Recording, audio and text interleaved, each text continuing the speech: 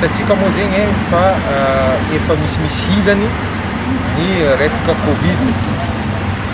ka manoloana an'izay toejara zay dia tokony mitodika bebe kokoa zegny antsika amin'ny resaka fampandrosoana ny faritra, fampandrosoana ny amin'ny district, fampandrosoana ny commune ka noho zegny namory ny tompon'andraikitra tato Anosibe zegny tegnanay iarahana amin'ny tompon'andraikitra ty antoerana ny district ny maire mba ahafahana zegny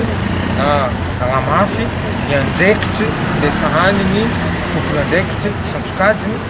sady koa hametrahana ny hagnamafisana ny fomba fiasa vaovao na hagnatsaraigny ny efa nisy teo aloha mba ahafahantsika magnomia tosika bebe kokoa ny fagnaregnana ny toe-karenantsika aty amin'ny district Anosibe.